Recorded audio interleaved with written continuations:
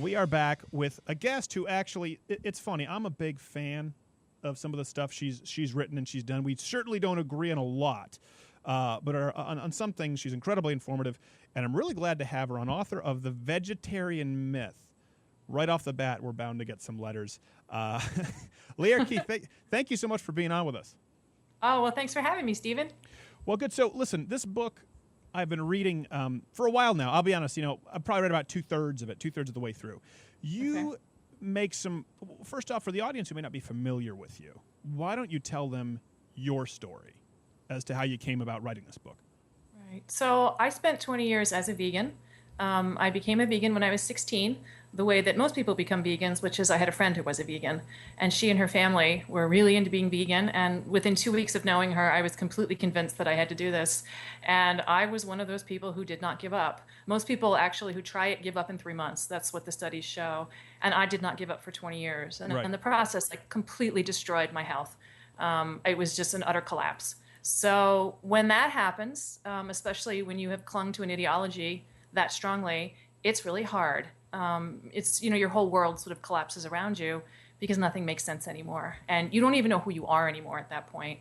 So I spent a good 4 or 5 years after that trying to figure out what had I done wrong, because I hadn't done the diet wrong. So why did this go so wrong? So I had to look at a whole bunch of information that I had shuttled aside in service of this ideology. And then just a huge realm of information was then open to me. There were all kinds of things I could explore, but it was a very. Go ahead. I was just saying, it's crazy because listen, it's no secret with people listening here, whether online or terrestrially, that I have a passionate disdain for veganism, but sometimes for different reasons. I mean, let's be clear here. You were a little bit nervous about coming on the show because obviously I'm one of those right-wing kind of nut jobs. You are certainly not by any means a right-winger as you write this book against veganism. No, I mean, I come at this from a very sympathetic perspective. I was in that world. I understand the values of that world, and I don't intend to give up the values of that world. And this is why the vegans hate me, is because I still claim the same moral ground. I won't give it up. And they're really mad that I could come to different conclusions. And this is where you bump into the fundamentalism, of any ideology that gets, you cling so tightly that it becomes wrong. Yeah. Even starts out in a good direction. It ends. You can't hang on to anything that tightly and have it turn out okay. Well, I really hate that, and this is kind of where we can find some common ground. I hate this idea that if you eat animals, you hate animals. I mean, we have a dog. He's actually sitting right here. We'll bring up the Hopper cam for people watching online who, we adopted a 90-pound, looks like the world's biggest, meanest pit bull who was balding. He had alopecia, broken leg, Lyme disease. Because we love it, we're animal lovers, but I don't see it as something that is unnatural or goes against nature or in any way displays hatred because of the way we are designed as human beings. And you talk about that a lot in your book. Tell me a bit about that, and as someone who is really more of an environmentalist and more of an animal rights person, how you sort of rectify that. So I have a 90-pound dog, too. Oh, there you go. What kind of dog? I have a Great Pyrenees. Oh, well, you know what? This is a Doggo Argentino, and if you're familiar with the breed... Oh, yeah. Know them, yeah. Great Pyrenees is part of gives them the big square head, so, yeah. Absolutely, yeah. No, I mean, I got my dog for protection, so she's fabulous. Anyway, I put her outside. Wait, protection from vegans? Yeah, well, yeah, I get a lot of death threats. Yeah. I mean, they're not going to be able to follow through. Listen. They're too exhausted, I know. They're too exhausted, and they're not necessarily pro-Second Amendment people. I mean, I tell everyone, listen, I don't even invest in an alarm system. I have shotguns out the wazoo and a 90-pound dog, but I get death threats from the You're looking at my alarm system. When I do these interviews, that's my alarm system. I want them to see that, and I have a dog, and I have a permit to carry. So there's only so many. Yes, no, I'm a big believer in the Second Amendment as well. I think people have a right to defend themselves, and especially when you live under this kind of just constant harassment. There's a point past which you just have to take it seriously, and I do. So. They're crazy people in there. Absolutely. I mean, I was telling you about the last comments I got on YouTube right before I came on. I can't even repeat it on air. That's horrible. Yeah, very anti-Semitic, very homophobic, even though I'm not Jewish or gay. But it doesn't matter. It doesn't throw matter. anything they can at you and hope that some of it sticks. That's what they want, is just to hurt you. And I've read the most horrible things about you, to the point that honestly, when I first heard about you, I thought like, oh, this has got to be like a right wing Sarah Palin, a hunting wolves kind of chick who the vegans are just furious with. That's not the case at all. How did this transition occur? And do you think that even makes them more mad because it's kind of like a Muslim convert who needs to be executed? I'm an apostate. Yeah. That's exactly it. So, yeah. All right. So you had this other question, a real question, that it was about environmentalism. Right. So the thing that I did not know when I was 16, there's two parts to this. One is that agriculture is the most destructive thing that people have done to the planet. And I can walk you through that if you want to hear about it. So I thought that I was eating this peaceful, loving, sustainable, totally compassionate diet. And it's not true. It is the most destructive human activity. And those were the foods I was eating, as somehow thinking that this was peaceful and compassionate. It's not. It's biotic cleansing is what it is. And, we've wiped out 98% of the old-growth forests, and somewhere around 90% of the world's prairies have been destroyed, mostly in the service of agriculture. So for anyone to say that, wiping out the massive amounts of habitat for every living creature that needs a home, there's nothing that's environmentally sound about this. In fact, I've got all kinds of wonderful quotes from very serious people about the fact that this cannot be done sustainably, that it's an absolute oxymoron to call anything sustainable agriculture. The only thing that sustains it is petrochemicals, plows, and fences, and subsidies, federal subsidies. Yeah. That's what keeps the whole system going at this point. And so there's nothing environmental about this. It's been sold to us as the way to eat green, and nothing could be further from the truth. Now, the part where we can disagree is about factory farming, because I think everybody can see that, A, these poor creatures are just living horrible lives. Sure. And B, it is absolutely just a total waste of everybody's energy, just from calories on up, to feed bizarre things to animals that were not designed to eat them. And it is very energy intensive. Cows are not designed to eat corn. They should not be eating corn. It kills them. It makes us unhealthy when we eat them. I hate to cut you off, but I want you to hold that thought, because I'm with you here. Louder with Crowder will be right back after the break. We are back with who I think is a fascinating guest, Lierre Keith, who was talking right now just about factory farming. So, to be fair, a lot of problems with the other things that you said, but I agree with you on the federal subsidies and the factory farming. Listen, and it's also a piece. Listen, I just wrote a piece in the Blaze magazine that went up this week. The scam of the FDA and USDA, or first off, supplements. It was an all-encompassing piece, but also the organic food scam. It's complete. I actually went down and I buy locally from farms. I buy lamb, I buy eggs, and they will never be certified organic because they can't afford it. The subsidized mega farms can afford the right fence posts, or they use the right chemicals, even though there's plenty of pesticides and chemical fertilizers that are used in organic food. So tell us a bit about that and the sort of the shell game that is factory farming, and why people of all political walks should know about it. Okay, so back in way up, 1950, factory farming is invented because they took all the ammunition plants from World War II and they converted them to nitrogen fertilizer. Since that point, we've been eating oil. Okay, that's what the entire thing is based on. And what that created was a mountain of corn, just a vast amount of corn. There was no way to sell that much corn, to eat that much corn. What were they going to do with all that corn? And the answer was, hey, let's put animals in really hellacious conditions and essentially make them live in cities on concrete floors inside steel buildings. And we'll force feed them corn and make them get really fat really fast, which makes the meat cheap. But it also makes the animals really sick, and it makes us really sick. This is not the meat we were designed to eat. Right. And it's not the native diet of a cow. And the only reason this is possible is because of the Farm Bill every year that subsidizes the growing of that corn. It's meant is that all of these poor farmers are essentially serfs to the 6 corporations that control the world food supply. So they're hand in glove, and that's our tax dollars are going to pay for this stuff. And by making those subsidies every year on things like corn and wheat and soy, it means that the cheapest calories out there are this crap carbohydrate. And that's why America's gotten fat, especially poor people, because it's all they can afford.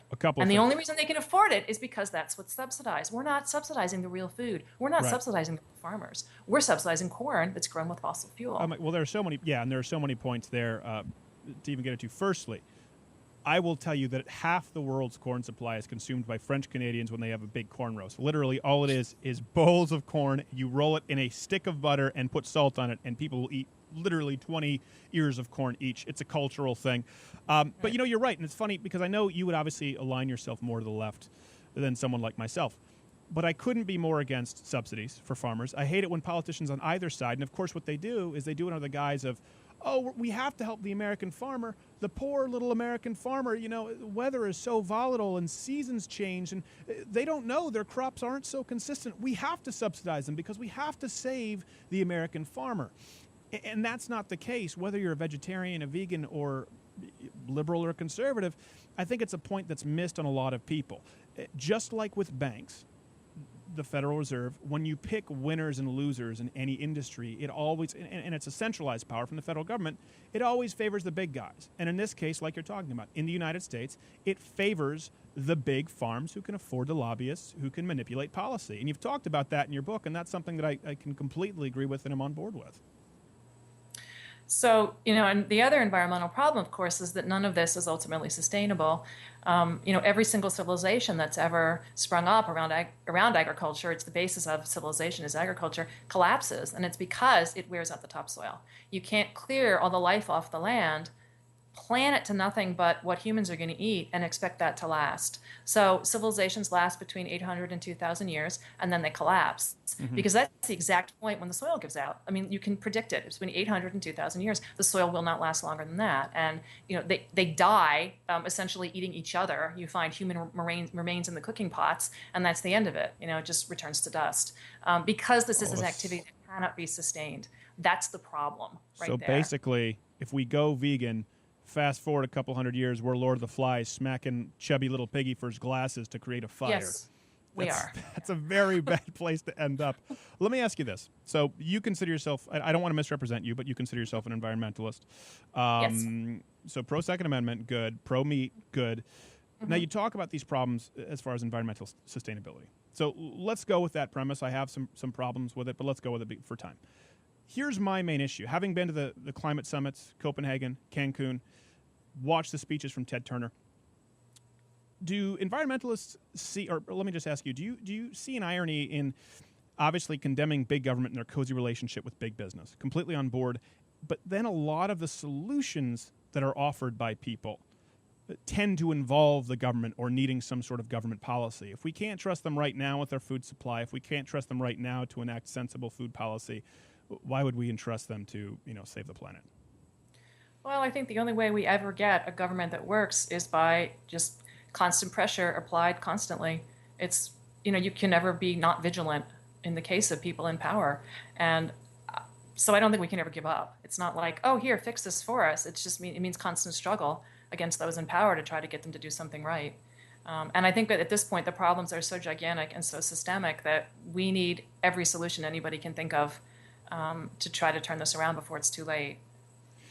But do you really think that solution can come from the government, or even if we bring it to the government, that they wouldn't screw it up? I mean, that's my end game. Listen, I think we all want a cleaner Earth, and I just certainly don't want to get off into the areas that we disagree too much. But I'll just leave it at that. Then it's one of those things where I do not trust the government with something as mammoth as saving the planet. If I can't trust them with a checking account, I don't know why I would trust them with the ozone layer. But back to the meat thing. So what's funny? I've got a personal story with that. I got convinced to do the green smoothie thing for a while. And, a good friend of mine actually is Rob Wolf. He'll be on the podcast radio show. That's great. Yeah, a few weeks from now. And he's just like hardcore libertarian. So I'm kind of between you and him. But he was one of the first guys said, like, oh, yeah, you should stop doing that, right? And we see it everywhere right now, greensmoothieblog.com. Well, I also happen to have hypothyroidism, which is very rare for a young... Me too. Yeah, it's unusual for a man. Yeah, I got exactly. Usually pre-diabetes. It's a sign of that. And my doctor said, well, yeah, you know what? If you're doing all the raw spinach and the kale, which we've all been told is the best thing for you in as much as you can stuff in a blender, it's not. Tell us just, if only to save one thyroid gland out there, why the whole green smoothie, green juice thing might not be as good for you as you think. Yeah, a lot of those vegetables are really hard on your thyroid. Yeah. They just are. They're goitrogens, and they're going to do damage really hard on your thyroid to deal with all the compounds that are in those vegetables. A lot of vegetables are not particularly edible until you cook them, first of all. Right. A lot of people want you to believe, a lot of the sort of raw vegan people, oh, if they cook it, it's bad. And it's like, it's not actually edible till you apply heat, because you have to destroy what are called anti-nutrients. Right. And anti-nutrients, that's one of the ways that plants fight back. Plants don't really want to be eaten either. They can't run, and they don't have teeth and claws like animals. So their only defense are chemicals. And they are the original chemical warfare people. They know how to make chemicals that can hurt you and that can protect themselves and protect their babies, essentially. Right. So seeds are really hard to eat. You have to do all kinds of things to trick them, to make them edible. And most of the plant as well, it doesn't want to be eaten. That's why it tastes bitter. That's why it's poisonous. I mean, we have no way to digest cellulose anyway as humans. I mean, you need multiple chambers in your stomach, tons of bacteria that can do the work, like a cow can do that. We can't even do it. So most of the plant matter on this planet is never going to be food for us. But even the things we can sort of semi-digest tend to be a lot more edible when heat is applied and those anti-nutrients are destroyed. I know. It's one of those things. It is just one of those things that nobody believes when you tell them. Like, what? I heard the raw food diet, because Andy Dick's doing it. I'm going, does Andy Dick look healthy to you? You schmohawk. Literally, I remember him. He was on Conan going, I'm doing the raw food diet. I'm like, well, I'm going to avoid that. That's actually what spurred me to look into why I thought maybe the green smoothies were bad. And Rob educated me. And now, it's funny. I do a lot of raw egg yolks, and I do the fermented cod liver oil. That's and good. Yeah, all good. Very good things to eat raw. Some things are very edible raw. Some things are not. Raw organ meats, you should eat a little of those every week too. Sure. I know we are very grossed out in this culture by this, but around the world, across human history, those are the foods that are considered sacred. And it's for a reason. Some of the nutrients are destroyed when they're heated. And so raw liver, raw kidney, raw heart, a little bit every week goes a long way. Yeah, it's amazing to hear you say this, obviously, knowing your history. So you were vegan, right? And then you go into this. And you're not just, by the way, you're not just no longer vegan. For those tuning in right now, we have Lierre Keith with us, who was a former vegan, wrote The Vegetarian Myth, great book. You're doing like bone broth and organ meat. They're just picturing you like 28 days later carving into a carcass. So a pretty big 180. What do you say to someone who might argue, obviously vegan, like you said, is ideological extremism, and now you've kind of gone the other way? Do you think that maybe people who do what you do either just have a fascination with sort of self-experimentation or more extreme personalities? Because it's pretty drastic change. Yeah, it took me 5 or 6 years to come around to all of it. Okay. So I went really slowly. I think, when you're young, you tend to be more idealistic and the world is more black and white. And I like to think that I've learned from my mistake, especially after the permanent damage that I did to my body. Mm-hmm. I move very slowly now when I make a change in my diet, and I really investigate it.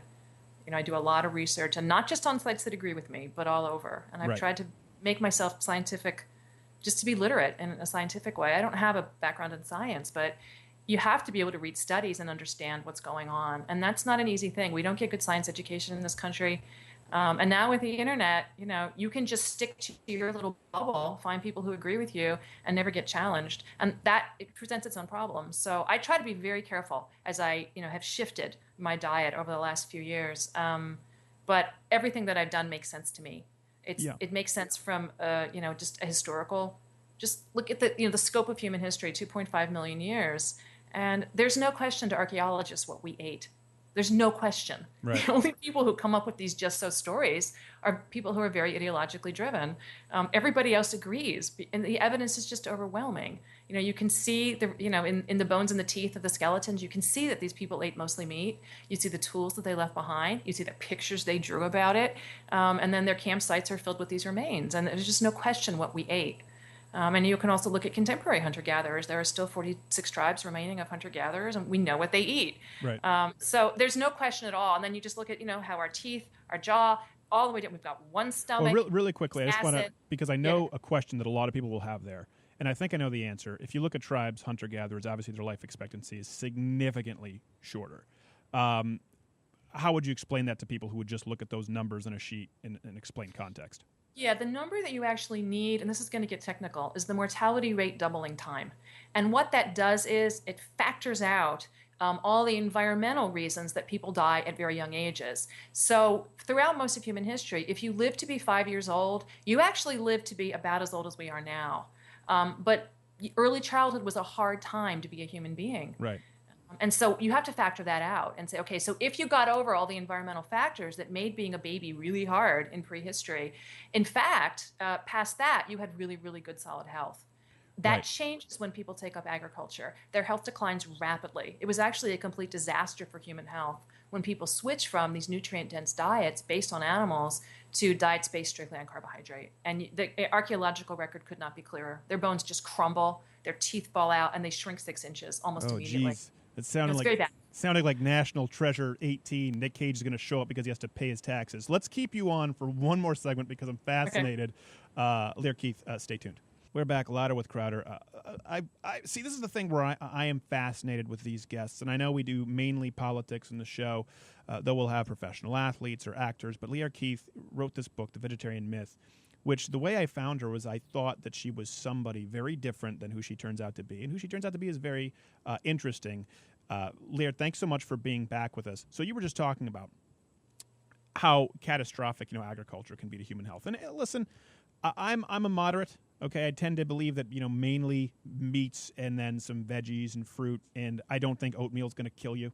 But I can understand the argument for sort of the paleo crowd. But I do think, like you said, it's undeniable that a lot of this, like a lot of things, is influenced through those in political power or those who can, those who have the most amount of cash. Let's be honest. You were talking about super farms earlier, so that's Sure. a big influence. I mean, it is accelerated right now. If you look at the American diet and the food pyramid, it's human diets have changed at a rate. Really, would you say it's fair for me to say in the last 100 years more than they did in the thousands of years preceding it?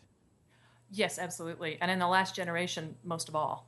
Yeah. And it's exactly because of those government recommendations and the way that they put those policies forward and changed the way everybody ate. And it was a huge experiment on public health. And it didn't happen without protest. There were many, many doctors who came forward and said, you cannot do this to the American people. There's no evidence that this is going to help. We have plenty of evidence that it might not. And the government did it anyway. And now everybody is sick and fat and stupid and dying. And all of these diseases have absolutely exploded. They've got diabetes now in children under 10. They can't call it adult onset anymore because so many children have it. It's horrible what's happening out there. I mean, it's and changed. This is because of, it's just horrible. Well, they told everybody to stop eating fat and concentrate on eating grains. And that's what happened. They switched from fat and protein to eating a diet of carbohydrate. And we were not designed to eat a diet that's essentially sugar. Right. And so everybody got sick. Well, what about people like Rob Wolf out there, some paleos who say, tubers and root vegetables, things like potatoes, sweet potatoes, for high-performing athletes, it's actually better to have a higher carbohydrate intake, provided they're not coming from processed grains. Would you say that argument holds water, or are they off base? I would agree. And Okay. but I do think it depends on, how much damage you personally have done to your insulin receptors. I did a lot of damage to mine. I cannot tolerate that load of carbohydrate on a daily basis. So I have to be really careful. I eat a lot of cinnamon. Well, yes, that can help. It's supposed to be good for you because I read it once and I think I'm a doctor. It's it's funny how quickly it's accelerated. And here's one thing. Like I said, I don't agree with you on everything that you've brought forward, but I do hate it when people on the other side just make simplistic arguments like, well, life expectancy is a lot longer. Well, people used to have 19 kids because 12 of them would get kicked by horses. The difference is now they're being taken out by a few boxes of Fruit Loops. So the cause of death is very different. And obviously there were acute, I guess you can say environmental reasons is the term you used earlier, or acute causes of death were much more common, right? But nowadays the chronic disease is definitely a problem that I think everyone kind of acknowledges, but just everyone tries to solve it a different way. And the misinformation out there, I want to get back to your book, The Vegetarian Myth, because you do realize that you are considered, like you said, an apostate, but not only by vegans, but by general mainstream health right now. You should be going to a Jamba Juice and getting a smoothie. You should be, a majority of your plate should be salad and fruits. How does that make you feel when you know what you've done to your body, you know the research you've put into it, and for some reason a majority of the country is just flat out wrong? Well, a lot more doctors are coming around. This is pretty much every day in the news you can find, okay, another study that shows, gosh, saturated fat actually doesn't hurt people. Right. We were wrong. It was even on the cover of Time, where they're like, oops, butter isn't bad, and it's coming round because they did try this terrible experiment on us all and it failed. So, they're having to retrench. And I don't know how long it's going to take for the really big institutions like the USDA to come around. The thing to know about the USDA is that they are not charged with protecting public health. They are charged with selling commodity agriculture. So they're going to keep pushing that food pyramid basically until they're dead. Right. Because that's what makes the most money for those giant corporations. So follow the money. Let's always remember that one too. This is true. I often talk about that. And that's where, I don't know if you want to get into disagreements. We don't have to, but that's where I have a disagreement. You know, everyone points to the Koch brothers or big oil, and if you look at where the actual money comes from in politics, obviously, like you said, these subsidies for farms are a big one, but some shocking numbers that it's, you know, we've been told it's always big oil and big pharma, and that's not always the case. A lot of people don't think big farms, although their connections are obviously still to big oil and ethanol with corn. A lot of people don't think big unions. 15 out of the top 20 donors are big unions, namely public sector unions. So I've railed on that for a long time. If you follow the money trail, and you know how you solve the money trail? And this is where you can tell me if you think I'm out of line. You solve the money trail by eliminating the crony capitalism, the relationship between government and big companies. I always say everyone plays identity politics. We're the party of small business. We're the party of big business. The same thing applies to food and farming. I'm not a guy who's a small business guy or a big business guy. I'm an honest business guy. And if you're running an honest business, you don't need the government to step in with my tax dollars to funnel it to you. Right, and especially with the big banks. Yeah, I completely agree. They're too big to fail. Let them fail. I've had it. No, you're right. Well, listen, the West Indies Trading Company, I always talk about this, employed a fifth of population Earth. They were making over 20% on their dividends, and they went bankrupt. And that's one thing, too. I remember when people coming out saying, and this is we're learning about each other, Lierre. We're finding common ground. Everyone said the occupiers are coming out. They're the first people to do this. I was at, and I'm not a Tea Partier, I was at the first Tea Party rally, and you know, you may disagree with them on a lot. The biggest signs they had from the get-go were down with Wall Street and no more big banks, no more bailouts. So this idea that there's, you know, that leftists are the only ones against big banks, and I don't know a single conservative, not one, who is a fan of the Federal Reserve or big bank bailouts.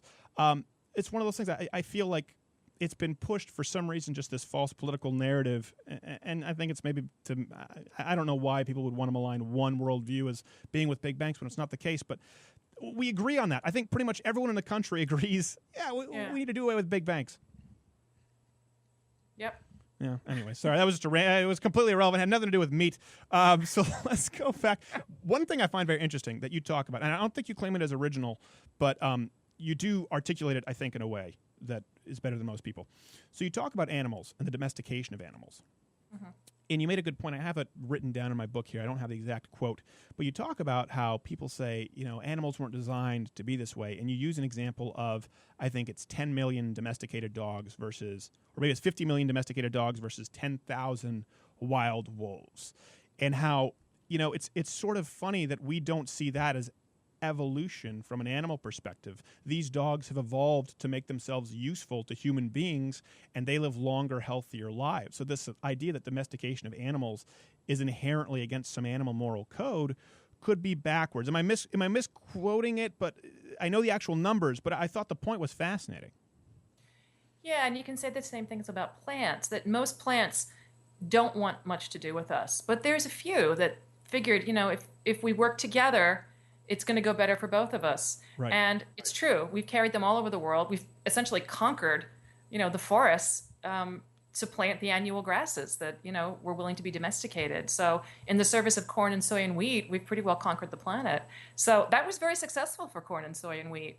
Most grasses aren't willing to do that. They're not willing to change their genome enough to make themselves interesting to us. But some plants have been. You could look at the potato. It's the same thing. Michael Pollan talks about the apple.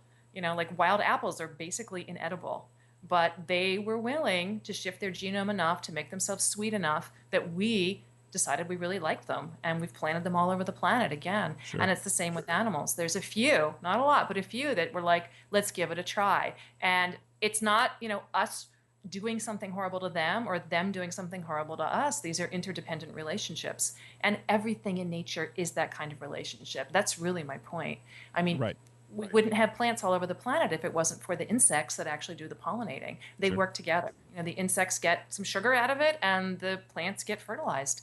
And when that revolution happened in nature, when plants went ahead and decided to try sexual dimorphism as a reproductive strategy, the world turned green overnight. I mean, before it was lichen sort of creeping along at a really slow pace.